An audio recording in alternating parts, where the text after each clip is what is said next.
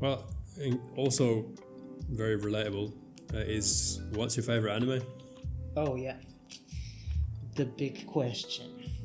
I'm gonna let you start. Since we've just covered Attack on Titans, neither of you can choose Attack on Titans because I know you'll both choose that. Fair. Or Death Note, just because those are kind of the two main. Yeah. So non-obvious answers only. Yeah. Well, just no Attack on Titans and no Death Note. All right. But I can start and just say that only because I can't really think of. Oh, actually, it's a mix between two. So, for me, my personal favorite, just story-wise, is Steins Gate, which is about a mad scientist who gathers a group of friends along this journey to essentially uncover some mysteries about certain scientific experiments that they carry out. But yeah, there's not much you can say without spoiling it. Yeah, I mean, the thing that I can say is the slice of life aspect to it makes you feel so immersed in the storyline, and you don't really need the brutality of Attack on Titans or action, or the sort of clever plot twists of Death Note. It's just the slice of life style makes you feel part of the series. Yeah, that's a very acquired taste thing, though, right? I remember really disliking slice of life in anime when I started watching anime, just because I was so used to, Western stuff where everything has to be plot driven and have a lot of action and just be engaging 100% of the time without like taking a break to just explore the world and the characters in the world. I remember it took me the longest time to start to appreciate that, and now I feel like it's a great sort of trait of anime that they do that quite a lot in a lot of series.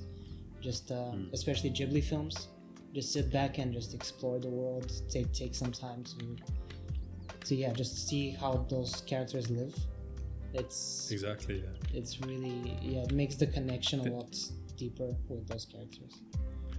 Yeah, because you get attached to them, and like there's a sense of escapism from the series, and then certain things happen to these characters, and you start feeling for them, and it's just excellently done. But if you're not into that type of slice of life style, which I know it's not for everyone. There was another series I watched called Rainbow, which is also just an incredible show. It's it's about a group of kids that go to I don't know if it's a prison or like a reform school thing, and essentially they have to. It's a lot more brutal and violent than they expect, and they have to kind of cope with the atrocities there that are going on. And the story is kind of how hard times can form the strongest of bonds between groups of people. And again, like this one is just definitely not slice of life, that's for sure. But but you feel for the characters because of the pain that they're going through. And the animation is also really nicely done. Nice. I haven't watched that one. Steins Gate, actually, when you back in the day when you told me it's your favorite show, I was like, really? And I started watching, but at that time I was not mature enough in my anime appreciation to get it. Yeah. You weren't weeb enough. I was not weeb at all at that time. But afterwards I read the manga. I still haven't watched the series, so I still need to do that. I read the manga and the manga was amazing. but yeah, it's sometimes it's very difficult to get into an anime just because of like a unique style it might have. Like Steins Gate, I remember being super brightly colored. Yeah. To the point where it's almost dizzying. It was dizzying for me at that time to watch it. So it's very, very washed out, like bleached, and the sound of crickets or cicadas. Yeah. Mm-hmm. It took me the longest time to. I thought that sound was how they illustrate like really hot weather. Like it's so hot that it's sizzling, you know. And it took me the longest time to. Well, when I lived in China and when I went to Japan, it actually is like that during the summer. You hear them all the time, like in the background, constantly. Same in Cyprus. Oh, really? I didn't know we have them here. Yeah, there's just constant cicadas in the summer. Had no idea what that is. So I only now like having. I guess it's good that you know there's gateway animes that you can get into that allow you to start appreciating some more niche things like Steins Gate, because I don't think like people that sit down and start watching Steins Gate, a lot of them will probably be put off if that's their first anime, right? But it is exactly good, I had to start with Death Note and Attack on Titans, and without those two I probably wouldn't have watched anything else, so it was definitely a good gateway. But what about you two? What are your favourite animes? I could list a few, I suppose. So one thing I think Samurai Champloo. That one. That's really cool. That was a little while ago I saw that, but that's a really good series. Good choice. That's kind of like episodic, but with an overarching plot of their journey to find this samurai or something. I can't remember what the main plot was, but every episode had a different sort of storyline, which I quite liked. What was that flower? The sunflower something. The samurai that smells of sunflower. Yeah. Oh yeah. That was it. I had to find that guy. But that was really cool. Also, I'm a fan of JoJo's Bizarre Adventure. Oh, that's really? Cool. Netflix that's one original. of the most. Oh yeah, now the latest series. I haven't actually watched the latest one, but it's so imaginative, like the characters and their abilities and things. I've never seen anything so creative, and they're all based off, or the names at least, are based off of like old artists and albums and stuff like that. So if you like sort of 70s, 80s music, you get a lot of references, like to Queen or David Bowie or the Beatles. It looks very camp. I have no idea what it's about. Oh yeah, it's very, very camp. Like big muscular men with like lipstick on and you know. What? Oh my god. Like fighting each other. Sorry, my bad. But yeah, that's really cool. What's it about? Oh, well, it's about different things each series. So the first one is about a guy that turns into a vampire using some stone mask in England. And then the next series is about these vampires again. And then in the next series, the original vampire from the series gets brought back. And now they have to go on a journey to Egypt to kill him before the main character's mum dies. And then the next one was set in a town where they're trying to track down a serial killer who likes cutting off women's hands and using them as like walking around with them. Wow! Like keeps them in his pocket and talks to them. Some of these creators have zero chill. Yeah. Like there's some weird things in that. Like the serial killer guy collects his fingernail clippings in jars. God. And there's a scene where they like find the jars. You're not necessarily selling it very well, Dave. No, but you're supposed to see how like messed up this guy is. Right. Man, I have a story about this. Like, character. I went for a job interview once, and there was a guy who was interviewing me for a creative position, right? So it was in like some department where they would come up with ideas, and you'd kind of have to. My role would have been to design the concept for this creative idea, So I was interviewed for this job, and when the guy started talking to me about his Twitter following, he said he had amassed this pretty huge Twitter following. I was thinking, like maybe he must be making some pretty creative stuff. So I asked him, like, what do you do? Where did you get this following from?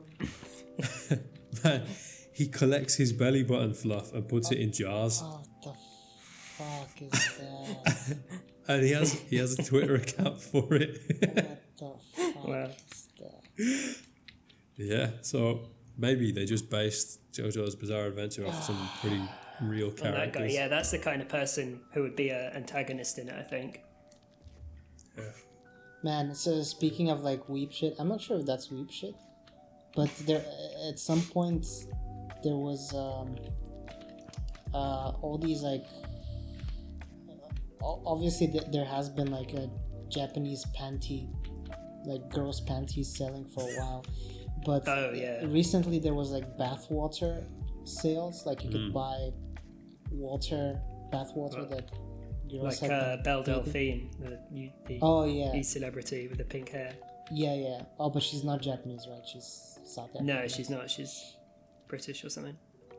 But yeah, that kind of idea, selling used panties. You can get them in vending machines, can't you? It's like panty vending machines.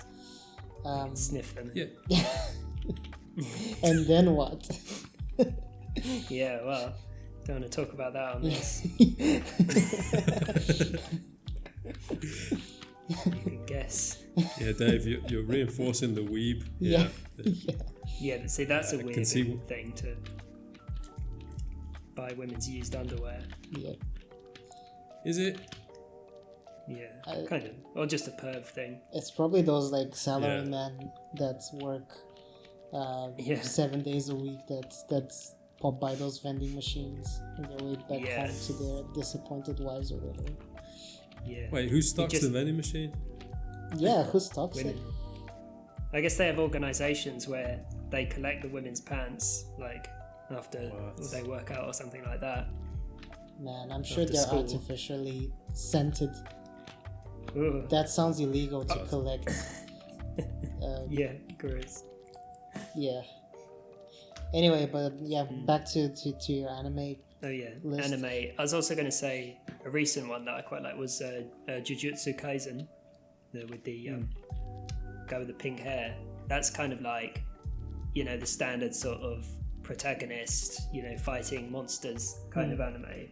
But it was really cool. It was quite like dark themed as well. Like some of the villains were quite interesting characters as well. Like one particular villain near the start, I think, is a really interesting character because he's like pretty evil, really, but manages to kind of indoctrinate some innocent kid to trying to join him as well. So then you have that kind of like this kid trying to choose between this bad guy who killed his bullies or the good people who don't want to kill anyone. But yeah, that was pretty cool. And then it's kind of just them fighting, and then there's the kind of One Punch Man super overpowered character as well, who can literally beat anyone using just a minuscule fraction of his strength, which is kind of a cool animes that have, well, obviously One Punch Man, but also Mob Psycho 100, which is made by the same creator, I think, about someone who has extremely powerful powers, but in Mob Psycho 100 you can't control them properly, so it's kind of a different story. Right. But in the other ones they can control them, but then they're limited by how fast they can run or whatever, so they're just super strong. Can't say I've seen any of these, but I take your word that... Mob Psycho's wicked. Mine would be... One is called... my favorite one is a slightly niche one. I don't know if it's niche. Maybe it's popular. Erased. It's on Netflix. It's... I've seen it. Yep. It's that one, great. yeah. It's just one season, I think. One or two. I think it's one. And it's about this kid who witnesses a murder. Doesn't witness a murder, but his classmate gets murdered. and when he's an adult, he gets the chance through some magical happenstance to be able to go back in time as his younger self in school and try to prevent his classmates' murder. It's very, other than that one magical element, it's very down to earth.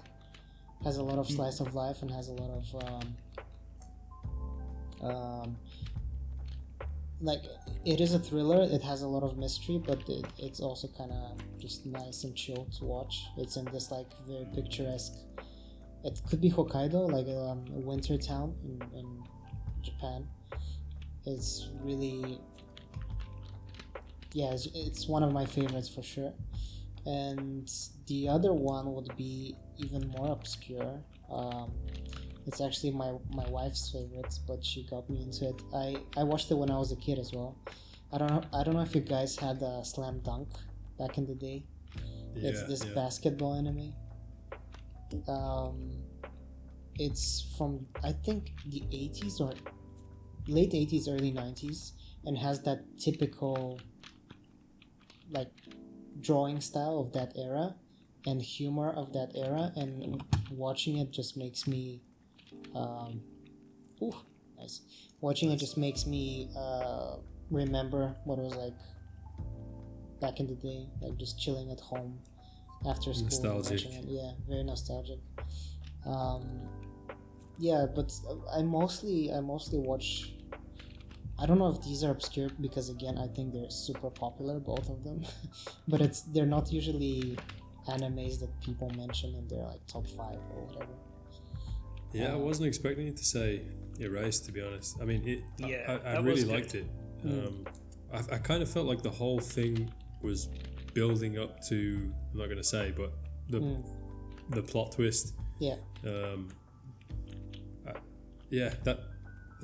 That's kind of like, because I guessed it from the moment that I can't even speak about it without revealing what the story's about, but I guessed what the plot twist would be pretty early on, and I think maybe that ruined it for me. I think that without that, I would have enjoyed it a lot more, to be honest. But just because I was thinking that the whole way through, and then kept getting affirmations throughout. Yeah. I'll give you another one, which it's a Netflix original. I think it's called High Score Girl. It's about, again, the 90s and gaming culture in the 90s, and it's just about this dude that is I guess you would call him an incel now in today's time, but he's just obsessed with gaming and just doing his own thing and doesn't get any hints from the girls that end up liking him and chasing him. And again, it's pure nostalgia because they like in the anime they play games like Street Fighter, like old is it called a console? Those huge ones, like the ones that you have like in arcades. What are they called? Like cabinets, gaming cabinets. Yeah, just I guess arcade machines. Yeah, like those types of games from back in the day, and again, it reminds me of that time. I'm noticing a pattern of like the nostalgic route. I'm a sucker for that. And yeah, I think we all grew up like with Yu-Gi-Oh and the ones we mentioned like earlier, Digimon, Pokemon. Yeah. Just don't rewatch them. Trust me. Just let them be fond memories. The kind of fever dream. Do you think there'll ever be a like a modern day? Can you actually think of any modern day animes that have been as groundbreaking as the likes of Yu-Gi-Oh, Dragon Ball? Well, Attack on Titan is the most watched show period. True. The world. Yeah. I'm not sure if it was in the world or in the West, but it's definitely up there. and Completely slipped my mind now. that's probably in terms of impact, the most impactful show. Yeah, I think in terms of like what the kids watch, I think My Hero Academia is pretty big. Yeah. That's got so many series. I used to watch it, but now I've just fallen behind, and there's so many series now. Fallen behind as well. One Punch Man, maybe. That's pretty. Yeah. Sort of in the way that. That was groundbreaking. Deals with like. But was it non-hero? Was it as groundbreaking as the likes of Yu-Gi-Oh or Dragon Ball? Like they wouldn't put One Punch Man on a kids' cartoon show. Yeah, that's true. That's for adults. Yeah, that's for adults. In the West, right? Yeah. Yeah, no, those I absolutely love the old style as well. Well, it's not. I guess it's old. It's 20 years old, but I just like the way that those shows looked, the way they were drawn, the colors that they used. I think it's very. They're very striking. Nowadays, a lot of the animes I've seen have been just default anime, just like it's out of moving a away factory. It's moving away from that now, isn't it? Like you see lots of the animes that are coming out now where I think they're created in 3D and rendered in 2D, maybe. Yeah, exactly. High score girls like that, and children. It just doesn't have the seas same like effect. There was something about the really old style, like in Samurai Champloo, for example, that it's just beautiful to watch. Whereas Baki is, Baki's just the one with buff dudes fighting. Basically, that's the plot as well. Buff dudes fighting. It's just I don't like it. The 3D. It can work very well in some shows. I feel like Children of the Sea it works 100%. Like just the sync is so flawless. Attack on Titan, a lot of the times it works, some of the times not. But I think nothing beats the flexibility of pen on paper, or in today's case like pen on tablet, because you can